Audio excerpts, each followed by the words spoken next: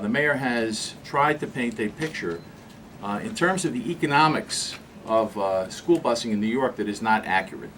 And we would like to spend a few moments today just walking through those inaccuracies and give you some sense of what is actually driving the increased costs in school busing in New York. The New York Center for Economic Activity said in April of 2012 in a report that the poverty level in New York City is $30,055 a year for a family of four. To put that in perspective in terms of what the ATU members in this city earn in the school bus industry, the average annual salary for a member of Local 1181 is $35,000. These are the people that are on strike at the moment, with drivers averaging $40,000 to $45,000, and the top rate for a matron is $28,000 a year. Bus drivers are being scapegoated for the dramatic rise in transportation costs, but the truth is that the wage growth has barely kept up with inflation since the 1979 baseline that the mayor has brought into this discussion, increasing a mere 0.6% in inflation-adjusted wages since 1979. What this chart shows is the percentage change in bus driver and transit workers, in school bus workers' salaries since 1979, which is down at the left at less than 1%. On the right, you see the cost of transportation for school buses in New York. It's 230%. The mayor has focused on the 230% as if there was some connection, some relationship between the bar on the right and the missing bar on the left. And that is the first part of this hyperbole that the mayor has used to distort the problems we face. So the big question is, what really is behind the rising costs of school bus transportation in New York City? The first thing is the growth in the number of special needs students. Special education population has mushroomed in the last 3 decades.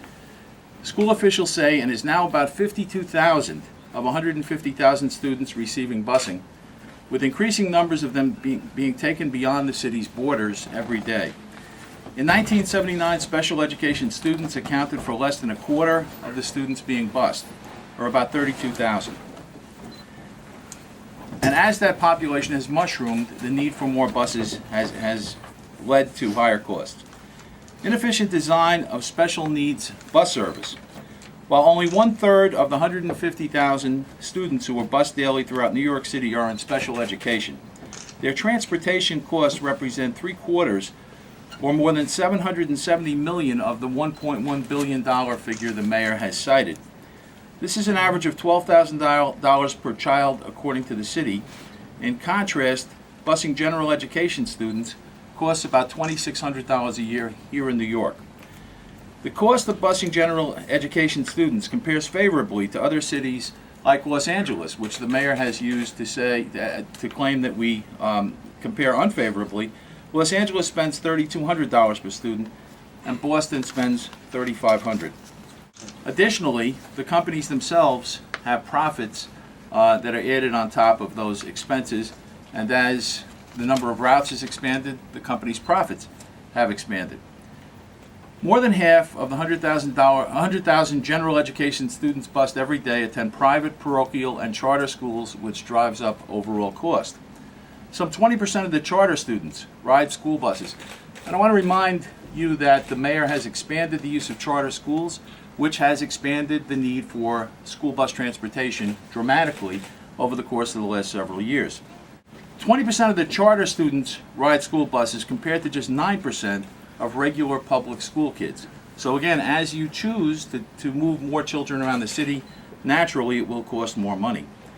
Our union took up the idea offered by the Central Labor Council and by mediator Judge Mullen to have a cooling off period, is so that we could have an opportunity that we have been denied repeatedly to sit down with people at City Hall and with the mayor to try and resolve what the real problems are and not allow the phony problems to tear workers from their jobs and to drive our members into poverty and the people who ride, the children who ride our buses, into a situation where they would have unsafe delivery around the city.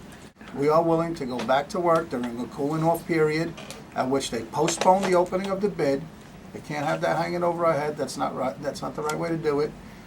And sit and talk about all the things that the mayor claims are the issues here. But the mayor cannot continue to claim that he can't talk with us, because that's not true. This has been discussed with the city and the unions since the inception of school busing in New York City. I've heard over time, not only from contractors but parents. And I believe if the Board of Education or the Department of Education is going to get routing right, they need to sit with all the parties. They need to sit with the union, the drivers and matrons who are actually doing the routes.